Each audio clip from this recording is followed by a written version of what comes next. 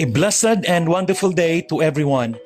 Welcome to our daily podcast, Hope and Strength for the Journey.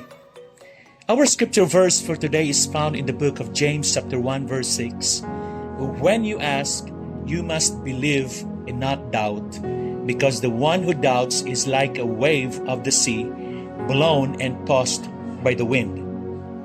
Maraming beses sa ating buhay, tayo ay nahaharap sa mga kaisipan at damdamin na naglalayong pahinain ang ating relasyon sa Diyos. Isa sa mga damdaming ito ay ang pagdududa. Ang pakiramdam ng pagdududa o kawalan ng katiyakan ay hindi nangangahulugang wala tayong pananampalataya o hindi tayo umaasa sa Diyos. Nangangahulugan lamang ito na sinusubukan ng dyablo na tuksuhin tayo upang pigilan tayong magtiwala ng buo sa Panginoon. Maaari nating suriin ang pinagmumulan ng pagdududa at mapagtanto na isa itong kasinungalingan. James reminds us of the importance of unwavering faith when we approach God in prayer. And here are some key points to reflect on.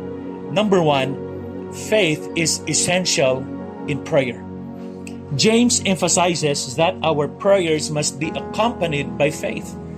When we ask God for something, whether it's wisdom, strength, or guidance, we should believe that He hears us and will respond according to His will. Faith is not just intellectual belief, it's a deep trust in God's character and promises. Amen. Number 2, doubt undermines our prayers. Doubt causes us to waver, making us unstable. James uses the image of a wave in the sea, constantly shifting with the wind, showing that doubt leads to uncertainty and instability in our relationship with God. And when we doubt, it reveals a lack of confidence in God's ability to work in our lives, hindering the effectiveness of our prayers. Number 3, trusting God's timing and wisdom. Ang pagtitiwala sa Diyos ay hindi nangangahulugang palagi tayong makakatanggap ng agarang mga sagot o eksaktong kung ano ang gusto natin. Ang pananampalataya ay kinabibilangan ng pagtitiwala sa karunungan ng Diyos at sa Kanyang tamang oras, kahit na hindi natin nauunawaan ang kinalabasan.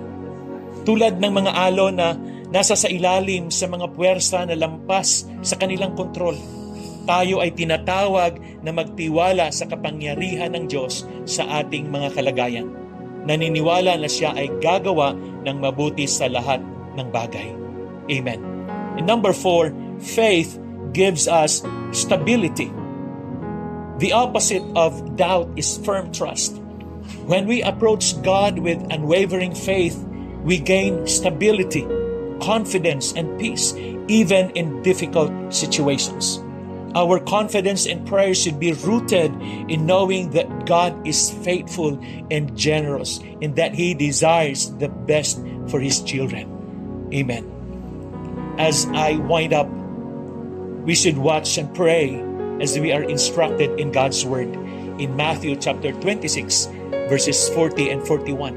When we are faced with doubt, see it for the deception that it is. Take that doubt to God and ask Him to give you the strength to defeat it. Don't feed those doubts. Feed your faith instead. Remember what God says about your life and your future and choose to stand on those promises. Amen. Let us pray. Lord, help us to come before You with unwavering faith.